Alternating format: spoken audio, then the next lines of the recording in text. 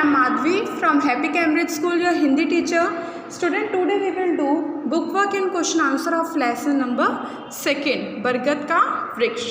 First है बेटा MCQ type question है। देखिए, मैदान में गडरिये क्या करने आते थे? मैदान में गडरिये क्या करने आते थे? भेड़ बकरियां चराने आते थे। तो second answer is right.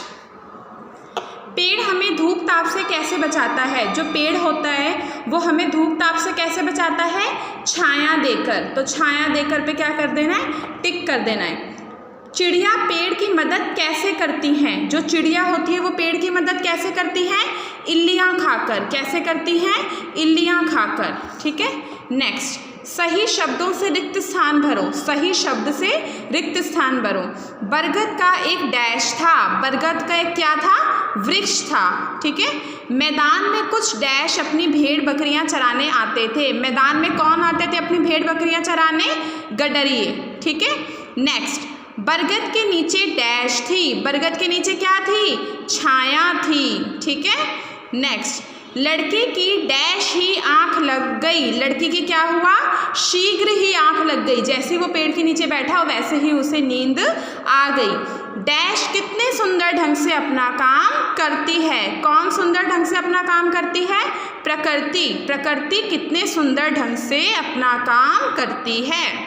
Next देखो बेटा, सही कथन पर सही तथा गलत कथन पर गलत का निशान लगाओ। बरगद का एक बहुत विशाल वृक्ष था। क्या जो बरगद का पेड़ था वो बहुत ज़्यादा बड़ा था? यस, बिल्कुल राइट है। सेकंड, लड़के की दृष्टि बरगद के पेड़ पर लगी सब्जी पर गई। क्या जो लड़के की दृष्टि थी वो बरगद के पेड़ पर लगी सब्जी पर गई थी? नहीं, ये रॉन्ग है। सब्जी पर नहीं गई थी। किस पे गई थी? फलों पर गई थी।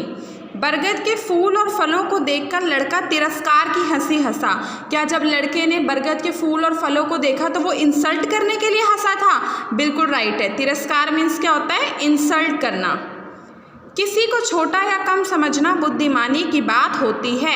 क्या किसी को छोटा या कम समझना बुद्धिमानी की बात है? नहीं, रॉन्ग है। हमें कभी भी किसी को छोटा नहीं समझना चाहिए।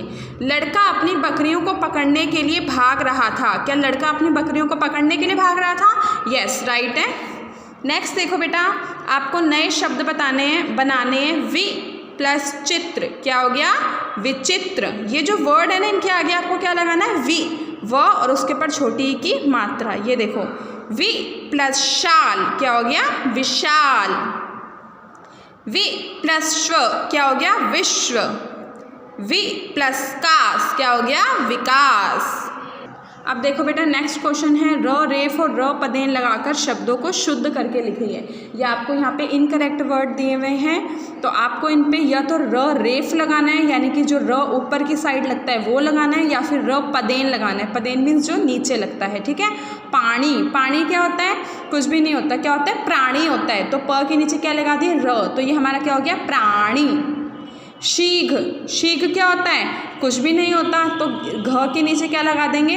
र पदेन। तो ये क्या हो जाएगा हमारा? शीघ्र।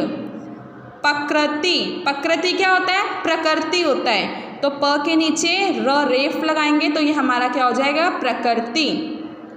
सॉरी, र पदेन लगाएंगे। ठीक है। र रेफ ऊपर आता है, पदेन नीचे आता है। आगह। आगह क्या होता है? कुछ भी नहीं होता। तो ग के नीचे जब र की मात्रा लगेगी तो क्या हो जाएगा? ये आग्रह है। सप। सप क्या होता है? नहीं होता ना। तो हमने र रेफ लगाया तो ये हमारा क्या हो गया? सर्प। क्रोध। क्रोध क्या होता है? कुछ भी नहीं होता। राइट वर्ड क्या होता है? क्रोध होता है। तो हमने क्या किया? क के नीचे र पदेन लगा दिया। नमता। नमता क्या होता है?